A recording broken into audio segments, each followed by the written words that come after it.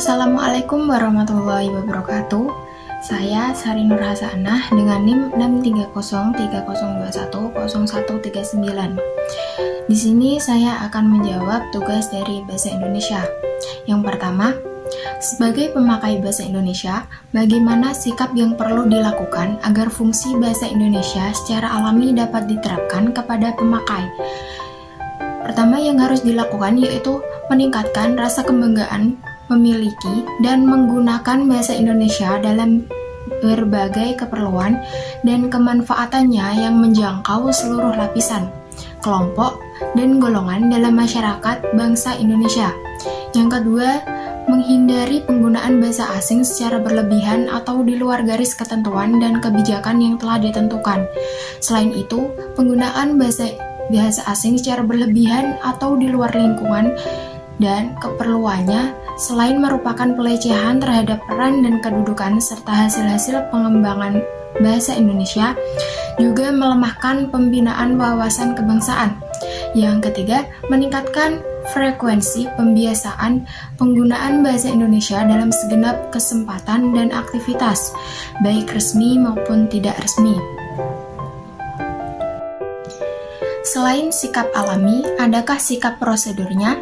Mengingat banyak siswa level dasar yang mendapatkan bahasa asing sebagai bahasa utama dan bahasa Indonesia sebagai bahasa kedua. Pertimbangkan pula kita sekarang ini di era globalisasi. Nah, sikap dan tindakan kita terhadap pengaruh bahasa daerah dan bahasa asing adalah mau menghargai bahasa-bahasa tersebut dan mau ikut mempelajarinya untuk dapat menambah wawasan. Dengan memupuk kebanggaan bahasa Indonesia, memberdayakan potensi bahasa daerah sebagai sumber pengayaan kosakata bahasa Indonesia, memiliki kesadaran untuk bangga dalam menggunakan bahasa Indonesia, merupakan salah satu cara mengembangkan pemakai bahasa Indonesia. Soal nomor 2 yaitu, sekarang Anda akan berandai-andai jika pendapat Anda dalam menyelesaikan masalah nomor 1 diterima negara sebagai solusi yang paling efektif, apa yang ingin Anda terapkan untuk menyongsong Golden of Country?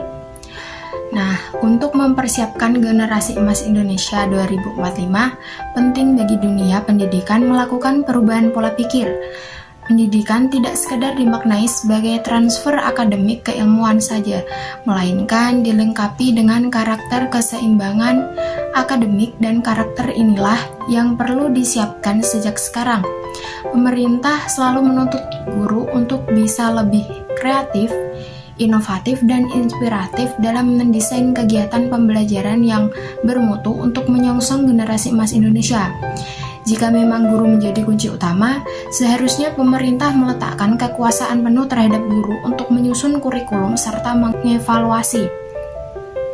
Untuk mencapai generasi emas Indonesia, maka diperlukan juga usaha meningkatkan mutu pendidikan di Indonesia seperti meningkatkan anggaran pendidikan, manajemen pengelolaan pendidikan, kebebasan sekolah dari suasana bisnis, perbaikan kurikulum, pendidikan agama, pendidikan yang melatih kesadaran kritis, dan pemberdayaan guru.